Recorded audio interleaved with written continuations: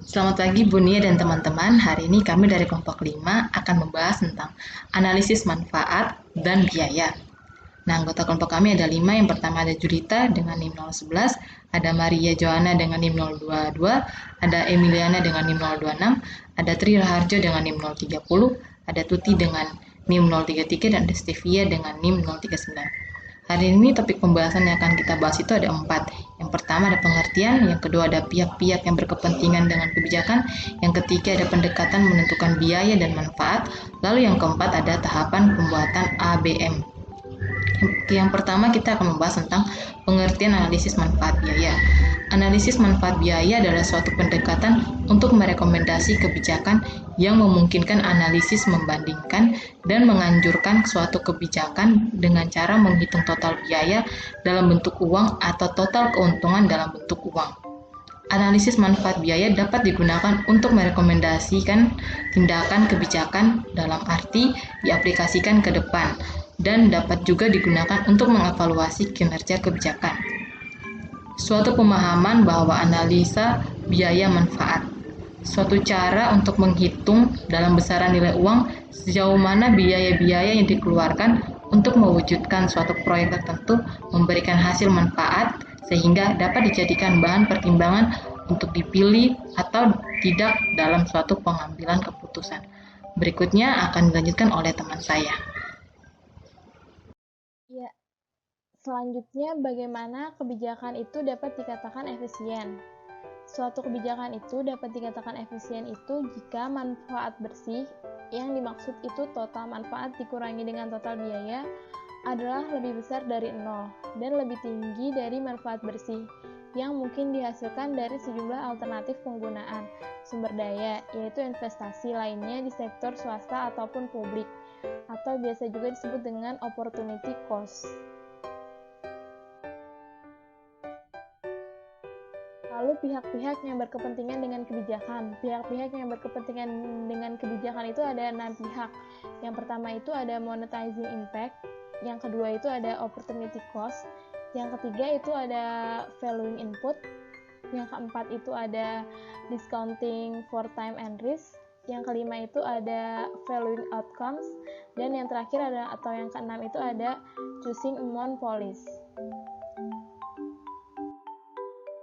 Nah, di sini kita akan membahas satu persatu.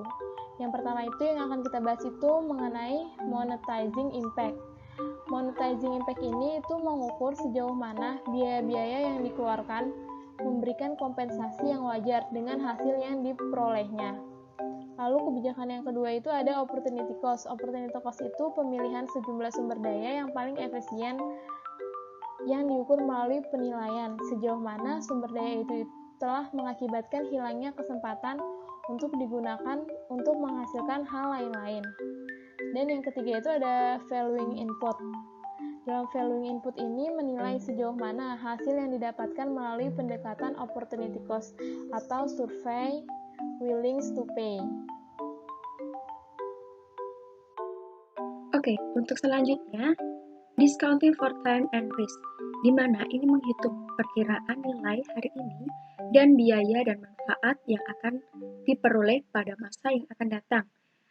Untuk faktor, diskonto didasarkan pada asumsi bahwa nilai uang pada masa yang akan datang itu pada arus biaya dan manfaat tidak sama pada setiap tahunnya. Selanjutnya ada valuing outcomes.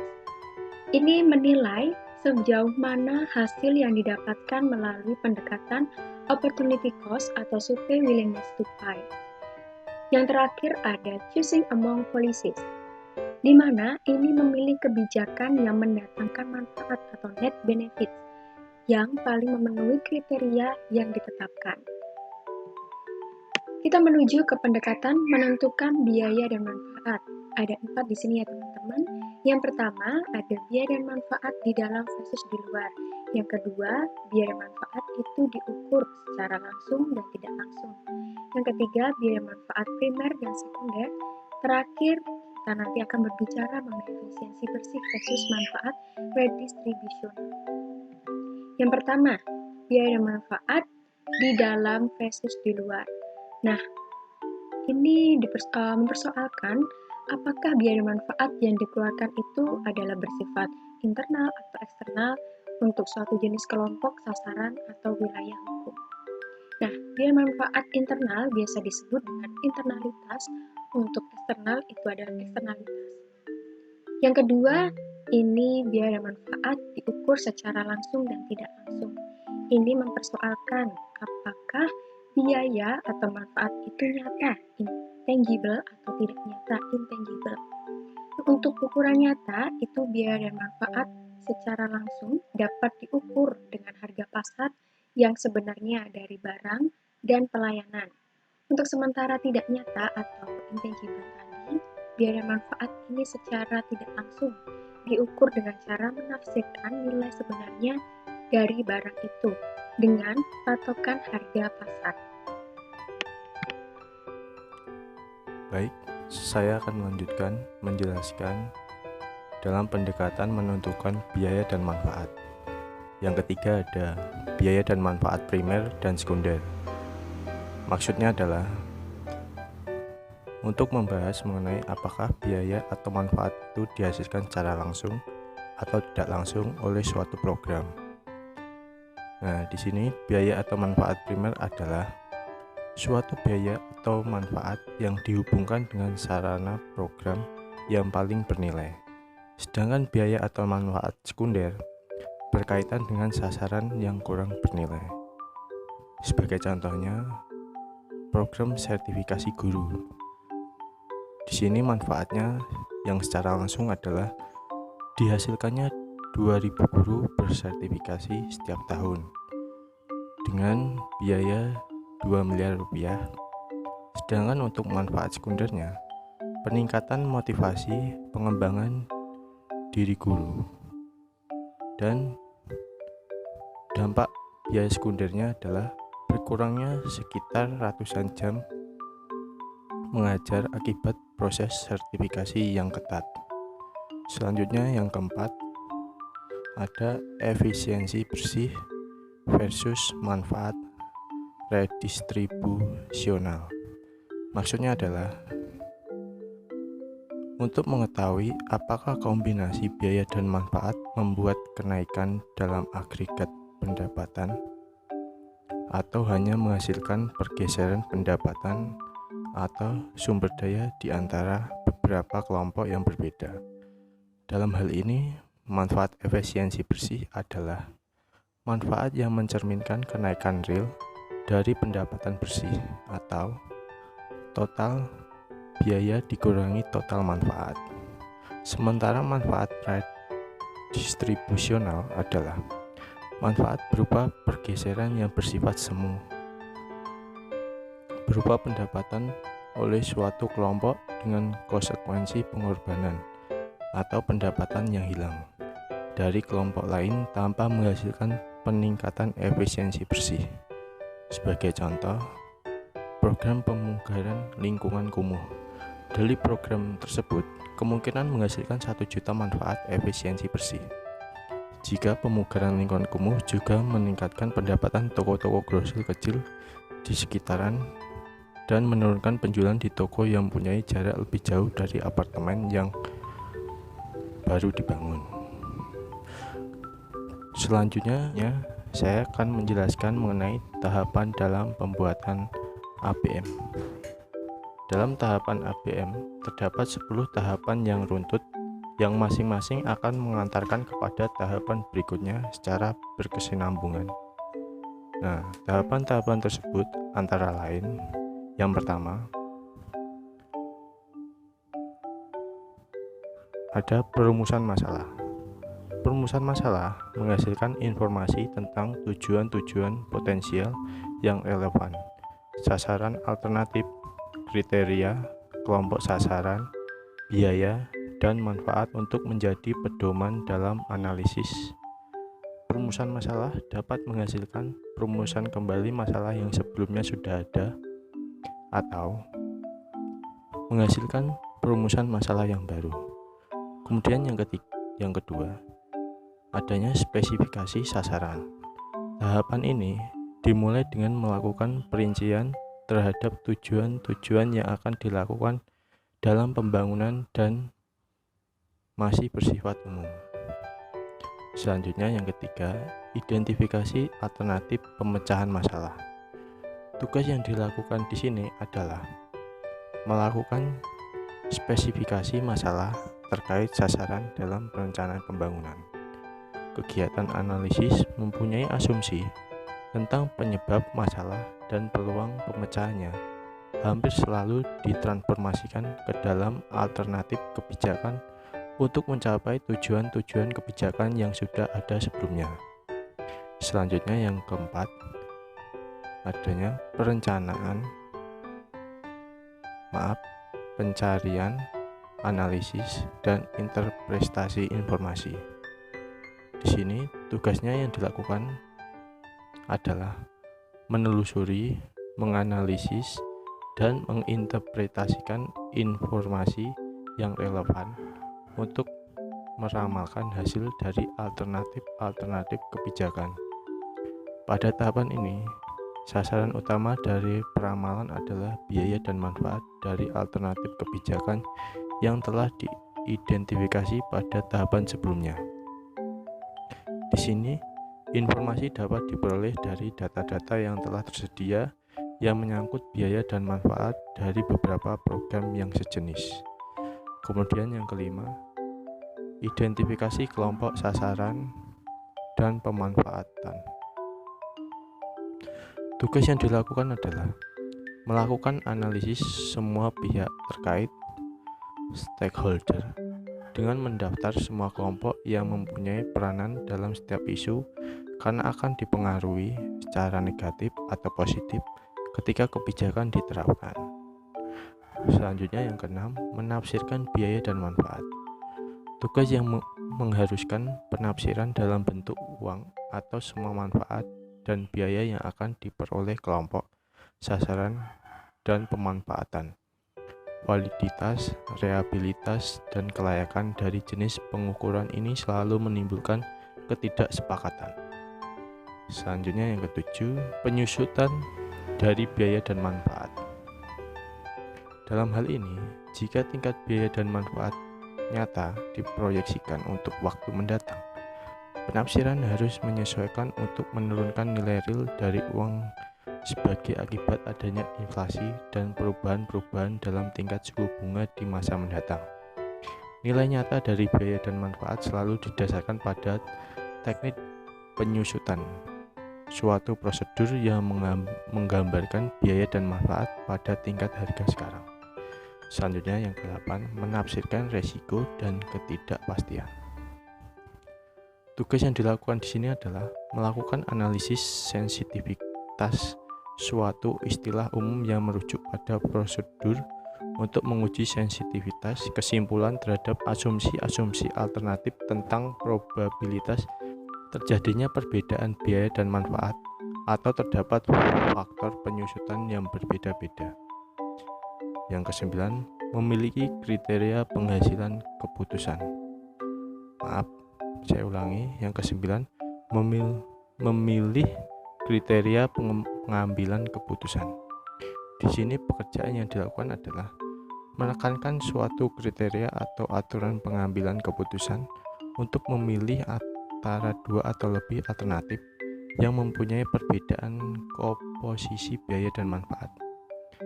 Nah, di sini terdapat 6 jenis kriterianya antara lain efisiensi, efektivitas, kesepakatan, keadilan, daya tangkap, dan ketepatan.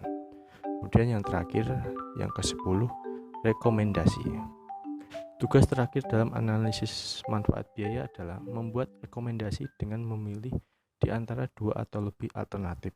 Pilihan alternatif biasanya tetap saja mengandung persoalan yang kemudian mengundang analisis kritis mengenai plausibilitas dari rekomendasi tersebut, memperhitungkan hipotesis kausal dan etnis yang lain yang dapat melemahkan atau mengurangi validitas suatu rekomendasi. Baik, selanjutnya akan dilanjutkan oleh teman saya. Metode-metode yang digunakan dalam ABM. 1. Metode Net Present Value. Proyek yang efisien adalah proyek yang manfaatnya lebih besar daripada biaya yang diperlukan. Untuk mengimplementasikan pendekatan ini, kita ikuti proses sebagai berikut. 1. Tentukan nilai sekarang dari setiap arus kas, termasuk arus masuk dan arus keluar, yang didiskontokan pada biaya modal proyek. 2. Jumlahkan arus kas yang didiskontokan ini. Hasil ini didefinisikan sebagai NPV proyek. 3. Jika NPV adalah positif, maka proyek harus diterima. Sementara jika NPV adalah negatif, maka proyek itu harus ditolak. Rumus persamaan untuk NPV adalah sebagai berikut. NPV sama dengan min CF0 plus CF1 dibagi dalam kurung 1 plus K dikali 1. Tambah CF2 dibagi dalam kurung 1 plus K dikali 2. Tambah titik, tambah CFN dibagi dalam kurung 1 plus K dikali N, di mana CF sama dengan arus kas masuk dan arus kas keluar. K sama dengan biaya modal proyek.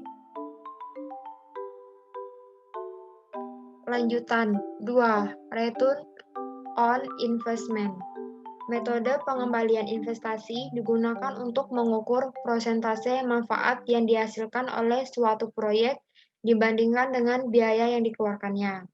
Rumus ROI sama dengan total manfaat dikurang total biaya dibagi total biaya. 3. Internal Rate of Return Method. Pada metode NPV, tingkat bunga yang diinginkan telah ditetapkan sebelumnya, sedangkan pada metode IRR, kita justru akan menghitung tingkat bunga tersebut. Tingkat bunga yang akan dihitung ini merupakan tingkat bunga yang akan menjadikan jumlah nilai sekarang dari tiap-tiap cash inflow yang didiskontokan dengan tingkat bunga tersebut sama besarnya dengan nilai sekarang dari initial cash outflow atau nilai proyek.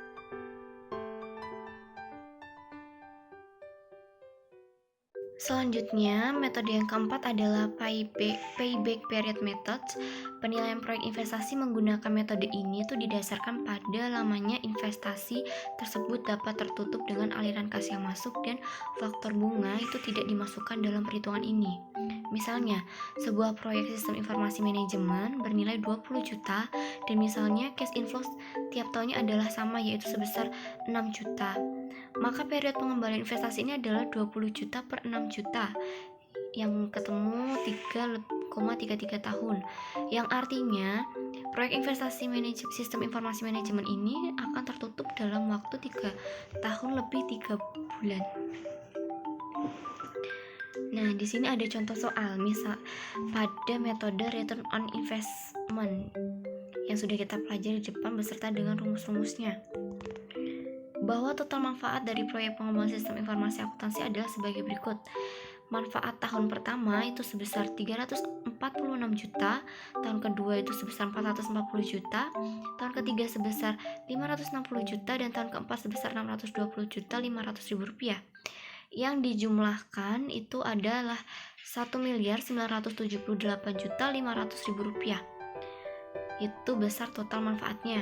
Sedangkan total biayanya itu tahun ke-0 adalah 788 juta 500 ribu rupiah, tahun pertama ada 61 juta rupiah, tahun kedua 67 500 ribu rupiah, 67 juta 500 ribu rupiah, tahun ketiga ada 79 juta rupiah, tahun keempat ada 85 juta 250 ribu rupiah. Nah, total biaya sendiri ada 1.081 juta 250 ribu rupiah. Nah, kita lihat. Nah, untuk ROI ini, proyek ini adalah sebesar tadi ada rumusnya adalah total biaya manfaat dikurangi dengan total